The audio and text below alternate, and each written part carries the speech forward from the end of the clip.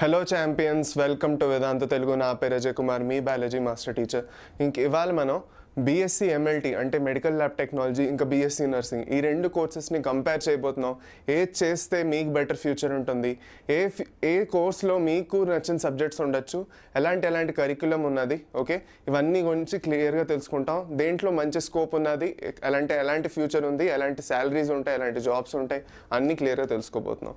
Okay, so మీకు ఈ రెండు కోర్సెస్లోనే ఇంట్రెస్ట్ ఉంది, మీకు కన్ఫ్యూజన్లో ఉన్నారు, ఈ రెండు కోర్సెస్లో ఏ కోర్స్ చేయొచ్చు, ఓకే, దేంట్లో అయితే అడ్మిషన్ దొరకడానికి ఛాన్సెస్ కూడా ఎక్కువ ఉన్నాయో అన్నిటి గురించి క్లియర్గా తెలుసుకోబోతున్నాం. సో 1 by 1 ఒక్కొక్క పాయింట్ని కంపేర్ చేసుకుంటాం. సో రండి మొదలెడదాం. సో ఫస్ట్ ఆఫ్ ఆల్ మనం మాట్లాడుకుంటున్నట్లయితే వీటి రెండిట్లో అడ్మిషన్ ఎలా జరుగుతుంది. Okay, first of all admission, ఇంకోటి ఏంటంటే ఎంత డ్యూరేషన్ అనమాట. బీఎస్సీ ఎంఎల్టీ ఏదైతే ఉన్నదో 3 ఏళ్ల కోర్స్ ఇది. ఓకే, దీంట్లో ఎలాంటి ఇంటర్న్షిప్ అనేది లేదు, 3 ఏళ్ల కోర్సు. ఓకే, ఈ 3 ఏళ్ల కోర్స్ తర్వాత కావాలంటే మీరు మాస్టర్స్ చేయొచ్చు. ఓకే, అదే మనం నర్సింగ్ గురించి మాట్లాడుతుంటే నర్సింగ్ 4 ఏళ్ల కోర్స్, మీకు it's a total of 4 years course. Okay, ఈ 4 ఏళ్ల కోర్స్లో మీకు కరిక్యులం కూడా ఇంకొంచెం భారీగా ఉంటుంది, ఎక్కువ కూడా ఉంటుంది క్వాంటిటీ మీరు చదువుకోవడంలో. ఎందుకంటే దీంట్లో కంపారేటివ్గా మీరు చాలా డెప్త్లో నేర్చుకోవాల్సి వస్తుంది నర్సింగ్లోని. ఎందుకంటే ఒక డాక్టర్ పక్కన పనిచేస్తూ, లేదంటే మీరు డైరెక్ట్గా పేషెంట్స్తో పనిచేస్తున్నారు కాబట్టి ఇన్ నర్సింగ్ మీకు చాలా ఇంపార్టెంట్ అయిపోతుంది. కాబట్టి 4 ఏళ్ల కోర్స్ ఇది. ముందు ఇది కూడా 3 ఏళ్లే ఉండేది, ఇప్పుడు ఎక్స్టెండ్ అయ్యి 4 ఏళ్ళు అయిపోయింది. Okay, that's the first thing. Second thing మనం మాట్లాడుకుంటున్నట్లయితే మోడ్ ఆఫ్ అడ్మిషను.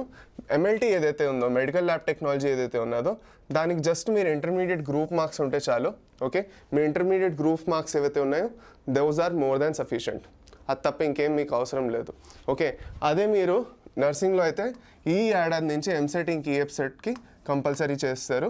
ఓకే, అంటే మీరు ఎంసెట్ ఇంక ఈఎఫ్సెట్లో క్వాలిఫై అయ్యి మీకు ఒక పర్టికులర్ ర్యాంక్ వచ్చి ఉండాలి. ఓకే, ఆ పర్టికులర్ ర్యాంక్ లోపు మీకు వస్తే మీరు క్వాలిఫై అవుతారు. ఆ క్వాలిఫికేషన్ మార్క్ లోపు మీరు ఉంటే అప్పుడు మీరు కౌన్సిలింగ్ అటెండ్ అవ్వగలుగుతారు, సీట్ అనేది ఉంటుంది. అది అనమాట. నెక్స్ట్ మనం ఫర్దర్ వెళ్తూ, ఓకే, కరికులం గురించి మాట్లాడుకోవాలి. కరికులం గురించి మాట్లాడుకుంటున్నట్లయితే ఫస్ట్ ఆఫ్ ఆల్ మీకు ఎంఎల్టీలోని ఫండమెంటల్స్ నేర్చుకుంటారు, మెడికల్ ల్యాబ్ టెక్నాలజీలోని anatomy, microbiology, biochemistry, pharmacology, histopathology and histotechniques అంటే టిష్యూ స్టడీ ఎలా చేయాలి. ఓకే, ఫర్ సపోజ్ ఒక పర్టికులర్ ఇండివిజువల్ డాక్టర్ దగ్గరికి వెళ్ళారు, వాళ్ళకి బ్లడ్ టెస్ట్, యూరిన్ టెస్ట్ అన్నీ రాసిచ్చారు. సో ఆ పర్టికులర్ బ్లడ్లోని ఏవైతే డిఫరెంట్ సెల్స్ ఉన్నాయో వాటి క్వాంటిటీ ఎంత. ఫర్ సపోజ్ మనం వైట్ బ్లడ్ సెల్స్ గురించి నేర్చుకుంటాం, ఓకే, రెడ్ బ్లడ్ సెల్స్ గురించి నేర్చుకుంటాం, ప్లేట్లెట్స్ గురించి నేర్చుకుంటాం, వాటి డిఫరెంట్ అనాలిసిస్ అది చేయడం. ఓకే, దాని తర్వాత మనం బోల్డ్ అన్ని పారామీటర్స్ కూడా నేర్చుకుంటాం. MCV, okay, mean corpuscular volume, MCH, okay, haematocrit volume, ఇవన్నీ మనం నేర్చుకుంటాం. సో ఇవన్నిటిని మీరు యాక్చువల్గా అనలైజ్ చేసి రిపోర్ట్స్ అవి ఫామ్ చేస్తారు. దాని తర్వాత మైక్రోబయాలజీ, ఇమ్యూనాలజీ, వైరాలజీ ఇవన్నీ నేర్చుకుంటారు. ఇక్కడ మనం నర్సింగ్లో చూసుకుంటున్నట్లయితే నర్సింగ్లోని basic human physiology, anatomy, biochemistry, psychiatry, ఇంకా ఓటీ నర్సింగ్ అంటే డైరెక్ట్గా ఇంకా మీరు ఓకే పేషెంట్స్తో ఎలా డీల్ చేయాలో ఇక్కడ అలా నేర్చుకుంటారు. సో దానికి ఉన్న డిఫరెన్స్ మెయిన్ ఇదే. మెడికల్ ల్యాబ్ టెక్నాలజీలో మీరు డైరెక్ట్గా పేషెంట్స్తో ఇన్వాల్వ్ అవ్వరు. ఓకే, మేబీ మీరు ఇంకోటి ఏంటి చేయొచ్చు అంటే మెడికల్ ల్యాబ్ టెక్నాలజీలో ఇంకోటి పేషెంట్తో ఎప్పుడు మీరు డైరెక్ట్గా ఇన్వాల్వ్ అవుతున్నారంటే ఎప్పుడైతే మీరు వాళ్ళకి బ్లడ్ శాంపిల్ లేదంటే యూరిన్ శాంపిల్ తీసుకుంటున్నారు. దాని తప్ప మీరు పేషెంట్తో ఇన్వాల్వ్ అవ్వరు డైరెక్ట్గా. అదే ఈ కేసులో అయితే నర్సింగ్లో అయితే డైరెక్ట్గా పేషెంట్స్ని మీరు యాక్చువల్గా కేర్ చేస్తారు. వాళ్ళకి ప్రాపర్గా అంటే ఏదైతే డాక్టర్స్ ఆల్రెడీ సజెస్ట్ చేశారో ఆ ఇంజెక్షన్స్ ఇవ్వడం, డ్రిప్స్ ఇవ్వడం, మెడిసిన్స్ ఇవ్వడం అన్నీ కూడా మీరు చూసుకుంటారు. సో అందుకే మీరు OT nursing, pharmacology, community health, ఇంకా ఆబ్స్టెట్రిక్ నర్సింగ్ ఇవన్నీ కూడా మీరు చూసుకుంటారు. ఓకే, అదే అనమాట ప్రెగ్నెన్సీ టైంలో అది అనమాట. ఓకే, ఫర్దర్ మనం ముందుకెళ్తూ ఓకే స్కోప్ గురించి మాట్లాడుకుంటున్నట్లయితే ఫిజియోథెరపీ కాదు, sorry, just a minute. Okay, ఇది ఎంఎల్టీ గురించి మాట్లాడుకోవాలి మనం ఇక్కడ. ఓకే, సో ఎంఎల్టీలో స్కోప్ ఏమిటంటే ఉందంటే ల్యాబ్ టెక్నీషియన్గా మీకు స్కోప్ ఉన్నది. ఓకే, మీకు ఆల్రెడీ తెలుసు, కలెక్ట్ చేయడం, రిసీవ్ చేయడం, లేబుల్ చేయడం, అనలైజ్ చేయడం. మీరు ఆలోచించండి ఎంఎల్టీ చేసి యూజ్ ఏముంది. ఓకే, ఎంఎల్టీ వల్ల దాని ఉపయోగం ఏముందంటే మీరు ఆలోచించినట్లయితే ఎంఎల్టీ చేసిన వాళ్ళే యాక్చువల్గా కోవిడ్ టైంలో చాలా యూస్ఫుల్ అయ్యారు. ఎవరైతే ఎంఎల్టీ చేశారో, లేదంటే మెడికల్ ల్యాబ్ టెక్నీషియన్గా చేశారో, లేదంటే ల్యాబ్ టెక్నాలజీలో ఎవరికైతే ఐడియా ఉందో వాళ్ళే వెళ్ళి శాంపిల్స్ అవి తీసుకొని కోవిడ్ శాంపిల్స్ కలెక్ట్ చేసి కోవిడ్ శాంపిల్స్ని టెస్టింగ్ అది చేసి రిపోర్ట్స్ అవి ఫామ్ చేయడం అందరూ ఎవరైతే ఎంఎల్టీ ఫీల్డ్లో ఉన్నారో వాళ్ళే ఎక్కువగా చేయగలిచారు.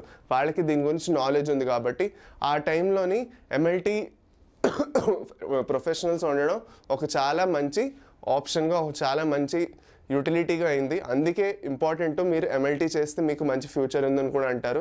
ఇప్పుడు ఎంఎల్టీ చేస్తే ఓన్లీ ల్యాబ్లోనే ఉండిపోవాలా, లేదంటే ఇప్పుడు బ్లడ్ బ్యాంక్ టెక్నీషియన్గా దీని కింద ఉండిపోవాలంటే అలాగేమీ లేదు. ఓకే, మీరు హైయర్ స్టడీస్ కూడా చేయొచ్చు, టీచింగ్లోకి వెళ్ళొచ్చు, నో ప్రాబ్లం. అది కాకుండా మీరు బోల్డ్ అని మల్టీనేషనల్ కంపెనీస్ సేల్స్ కోసం, ఓకే, మార్కెటింగ్ కోసం కూడా హైర్ చేసుకుంటారు. ఇప్పుడు దీంట్లో సేల్స్ ఇంకా మార్కెటింగ్ ఏంటి స్కోప్ అంటే, ఏవైతే ఎక్విప్మెంట్స్ ల్యాబ్లోని బ్లడ్ టెస్ట్కి అయినా, యూరిన్ టెస్ట్కి అయినా, ఎలాంటి టెస్టింగ్ కోసం అయినా ఏవైతే ఎక్విప్మెంట్స్ వాడతారో ఆ ఎక్విప్మెంట్స్ది సేల్ ఇంకా మార్కెటింగ్ కోసం ఐడియా అనేది యూస్ చేయడం, ఇంకా వాటి ఐడియా అనేది మెడికల్ ల్యాబ్ టెక్నాలజీస్ ఎవరైతే చదివారో వాళ్ళకే ఉంటుంది. కాబట్టి దీంట్లో మీకు సేల్స్ ఇంకా మార్కెటింగ్ కూడా సంబంధించి బోల్డ్ అని జాబ్ ఆపర్చునిటీస్ ఉన్నాయి. సో అందుకే మీరు ఓన్లీ ఒక ల్యాబ్లోనే ఉండిపోతారు, దాని తప్ప ఇంకా ఎలాంటి స్కోప్ లేదని ఎప్పుడూ అనుకోవద్దు. దీంట్లో కూడా చాలా మంచి స్కోప్ ఉంది, సేల్స్ ఇంకా మార్కెటింగ్ సైడ్లో కూడా ఉంది, ఆంటర్ప్రినర్షిప్లో కూడా మీరు వెళ్ళొచ్చు. చాలా మంచి మంచి ఆపర్చునిటీస్ అనేవి మెడికల్ ల్యాబ్ టెక్నాలజీ చేసిన తర్వాత ఉన్నాయి. ఓకే, అది ఫర్దర్ మనం నర్సింగ్లో చూసుకుంటే మీకు ఆల్రెడీ తెలుసు. అయితే ఈ మెడికల్ ల్యాబ్ టెక్నాలజీకి గవర్నమెంట్ ఇంకా ప్రైవేట్ ఇన్స్టిట్యూషన్స్ రెండు చోట్ల మీకు ఆపర్చునిటీస్ ఉన్నాయి. ఇప్పుడు గవర్నమెంట్ ల్యాబ్స్ ఏవైతే ఉన్నాయో, ఎక్కడైతే టెస్టింగ్ అది జరుగుతుందో గవర్నమెంట్ హాస్పిటల్స్ సంబంధించిన ల్యాబ్స్ అక్కడ మీకు స్కోప్ ఉంది.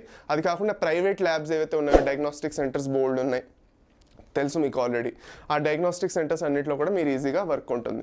సో వర్క్ అనేది ఈజీగా ఉంటుంది, వర్క్ బోల్డ్ ఉన్నది. ఓకే, స్టార్టింగ్లో శాలరీస్ కొంచెం తక్కువ ఉన్న తర్వాత మీ శాలరీస్ ఇంప్రూవ్ అవుతాయి. ఫర్దర్ మీరు నర్సింగ్లో మాట్లాడుకుంటున్నట్లయితే నేను చెప్పాను ఆల్రెడీ, గవర్నమెంట్ ఇంకా ప్రైవేట్ జాబ్స్ రెండు ఉన్నాయి నర్సింగ్లోని. అది కాకుండా ఈ ఎంఎల్టీ ఇంకా నర్సింగ్ రెండిట్లోని మీరు అబ్రాడ్ వెళ్ళి వర్క్ అయితే చేయొచ్చు. మీకు ఫర్ సపోజ్ డైరెక్ట్గా పేషెంట్ సెంటర్డ్ కేర్కి వెళ్ళాలి, డైరెక్ట్గా పేషెంట్తో డీల్ చేస్తూ ఉండాలి, ఇంకా పేషెంట్ కేర్లోకి వెళ్ళాలి అంటే అప్పుడు నర్సింగ్ మీకు చాలా మంచి ఆప్షన్గా ఉంటుంది. అదే లేదు, మీరు డైరెక్ట్గా పేషెంట్ కేర్లో కాదు, మీరు ల్యాబ్లో వర్క్ చేద్దాం అనుకుంటున్నారు, డిఫరెంట్ శాంపిల్ టెస్టింగ్ కోసం రిపోర్ట్ ఫామ్ చేయడానికి, వీటన్నిటికీ మీరు అటు సైడ్ వెళ్దాం అనుకుంటున్నారంటే అప్పుడు మీకు మెడికల్ ల్యాబ్ టెక్నాలజీ చాలా యూస్ఫుల్గా ఉంటుంది. అది అనమాట. ఫర్దర్ మనం ముందుకెళ్తూ శాలరీస్ చూసుకున్నట్లయితే స్టార్టింగ్లో శాలరీస్ కొంచెం ఇలా ఉంటాయి. ఓకే, 3.5 lakhs వరకు ఉంటుంది సిటీ స్కాన్ టెక్నీషియన్స్కి, 3 lakhs, 4 lakhs పర్ యానం. ఇది పర్ యానం అంటే ఏడాదికి స్టార్టింగ్. ఇవి బిగినింగ్ శాలరీస్, ఇవి they will definitely improve once you are experienced. Okay, same మనం నర్సింగ్కి వచ్చినట్లయితే 3 lakhs, 2 lakhs, 4 lakhs, 8 lakhs వరకు కూడా ఉంది మీరు ప్రొఫెసర్గా వర్క్ చేస్తే. ఓకే, సో అలాంటి డిఫరెంట్ శాలరీస్ ఉన్నాయి. మీరు ఏ ఫీల్డ్లోకి వెళ్తున్నారో, ఏ పర్టికులర్ స్పెషలైజేషన్లో వెళ్తున్నారో దాన్ని బట్టి డిపెండ్ అయ్యి ఉంటుంది. అది అనమాట. So this is with respect to salaries. Okay, so నేను అనుకున్నాకైతే మీకు అందరికీ ఒక క్లియర్ ఐడియా అయితే వచ్చేసి ఉంటుంది. మీరు ఎంఎల్టీ చేస్తారో లేదంటే బీఎస్సీ నర్సింగ్ చేస్తారో. ఒక ఇంపార్టెంట్ విషయం మీకు చాలా ఇంపార్టెంట్గా మీరు గుర్తుపెట్టుకోవాలి ఏంటంటే, బీఎస్సీ నర్సింగ్ చేయాలి అంటే ఎంసెట్ లేదంటే ఈఎఫ్సెట్ క్లియర్ అయ్యే ఉండాలి. అదొక కంపల్సరీ క్రైటీరియాగా పెట్టేశారు. అదే మీరు ఎంఎల్టీ చేద్దాం అనుకుంటున్నారు, మెడికల్ ల్యాబ్ టెక్నాలజీ చేద్దాం అనుకుంటున్నారంటే మీరు ఎంసెట్ ఈఎఫ్సెట్ క్లియర్ చేయకపోయినా పర్వాలేదు. బోల్డ్ అన్ని కాలేజీలు కూడా ఉన్నాయి. ఓకే, ఎంఎల్టీకి బోల్డ్ అన్ని నెంబర్ ఆఫ్ కాలేజెస్ ఉన్నాయి, బోల్డ్ సీట్లు ఉన్నాయి. సో అలాంటప్పుడు మీరు జస్ట్ ఇంటర్మీడియట్ మార్క్స్ అయిపోయి మీ గ్రూప్ మార్క్స్తో మీకు మంచి సీట్ కావాలి అంటే ఎంఎల్టీ చేయడం అనేది చాలా మంచి ఆప్షన్ అవుతుంది. మీకు ఫ్యూచర్ కూడా చాలా మంచిగా ఉంది. అందులోని బోల్డ్ అన్ని మాస్టర్ కోర్సెస్ కూడా దాంట్లో ఉన్నాయి మీరు చేయడానికి. ఎంఎస్సీ నర్సింగ్, ఇప్పుడు ఎంఎస్సీ ఏదైతే ఉందో బీఎస్సీ చేసిన తర్వాత అలాగా మీరు మాస్టర్స్ చేయొచ్చు, ఇంకా అకాడమిక్స్లో కూడా వెళ్ళొచ్చు. అది. So this is with respect to BSc, MLT and BSc nursing. ఇలాంటి ఇంకా కంపారిటివ్ వీడియోస్ మీకు కావాలి అంటే డెఫినెట్లీ కమెంట్ సెక్షన్లో మెన్షన్ చేయండి. ఇంకా మీకు ఏమైనా డౌట్స్ ఉంటే అవి కూడా మెన్షన్ చేయండి. So that's all from my side champions. This Ajay Kumar.